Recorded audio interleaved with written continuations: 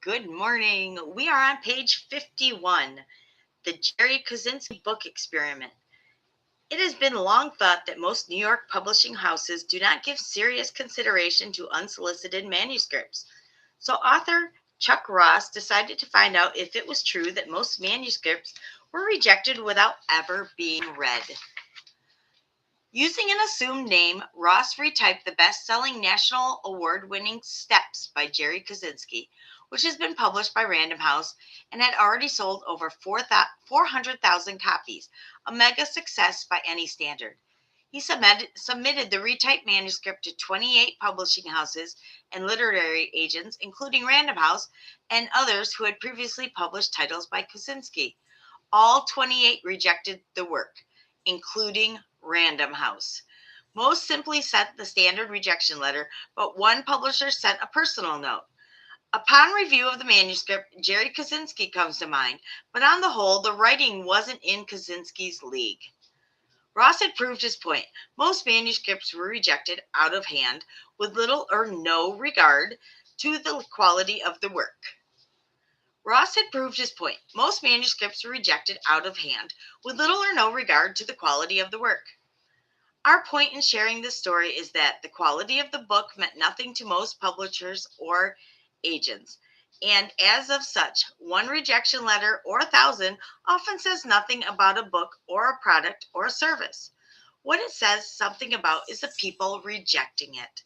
Question: what if the real Jerry Kaczynski had taken his early rejections as fact and stopped submitting his manuscript for consideration? The reality is that 7 out of 10 times a rejection of your product, service, and or idea has nothing to do with you or the quality of your product, service, or idea. In other words, no isn't personal. And oftentimes it isn't very educated either. Admittedly, sorry, I thought I was going to sneeze. Admittedly, for many people, adopting this attitude is easier said than done. And reaching the point where you can detach yourself and whatever it is you're selling requires a lot of personal programming, or more accurately, reprogramming. If hearing no has been a challenge for you in the past, or perhaps still is, then you've got some work to do on your thinking and how you process rejection. One of the side benefits of selling with less outward emotion is that others are often more drawn to the offer precisely because of lack of concern for the outcome. Conversely, too much outward passion is often interpreted as desperation. As one top sales performer said, I tell the story of our product in simple, unemotional, unbiased terms and make the case why the customer should invest. Then I lean back and wait. Anything I do beyond that is usually counterproductive. This brings us to one of the most important things we hope you will take away from this book. It is an amazingly easy to remember concept made up of 2 letters repeated 4 times. And should become the mantra of anyone who faces rejection on a regular basis. So you may be familiar with it. And I know we have heard this. SW, SW, SW, SW. All right, you ready for this one? Some will, some won't. So what? Someone's waiting. You've just made a presentation and the prospect says yes. Good. No matter what you're selling, some will say yes. Or they said no. Okay, some won't. No matter what you're selling, regardless of how poorly or how well you presented the offer, some people are going to say no to you. So what? Accept the idea that no is a perfectly acceptable answer. It may not be the answer you want, but if that's what the prospect says, it's okay. It's okay to be okay with it.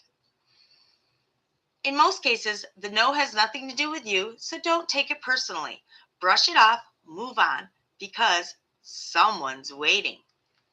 There's always someone else who wants and perhaps desperately needs exactly what you have to offer. That's why it's important to have a good, solid list of prospects in your pipeline. The more potential prospects you have to turn into your pipeline, the less impact you will have on your emotions. There was a time early in our business when finances were tight. Then we got a call from the only prospect we had in the pipeline at the time. And remember, holding our breath until she said, "Yes, we'd like to hire you to speak at our upcoming convention." We were so relieved. It just so happened that a friend was in town, so we all went out to lunch and celebrated, followed by us picking up the tab. Then we got back to the office and saw the flashing light on the telephone answering machine. We pushed the button and heard the same woman telling us they had just canceled the meeting. There are a few times in our business lives that we remember feeling sick as we did right then. In that moment, we vowed to never have so many deals in the pipeline. When your possibilities are few and far between, each possibility takes on enormous significance. That is not what you want. If you have too much riding on one deal, one prospect, one interview, one audition, one idea, one meeting, one presentation, one speech, one anything, one party, then you will invariably suffer greater anxiety about the outcome. You must have enough irons in the fire to ensure that one disappointment does not devastate you and put you on tilt. And if you do have an emotional reaction to any one situation, make it just that, a single situation. What happened during that last call, meeting, conversation, audition, or submission has absolutely nothing to do with the next. What is past is past. The rejection from the people who said no 5 weeks ago, 5 days ago, or 5 minutes ago should have nothing to do with the presentation you're going to make 5 minutes from now, unless you let it. There is no carryover effect, or at least there shouldn't be, unless you carry it over. Remember, the next prospect deserves your best presentation.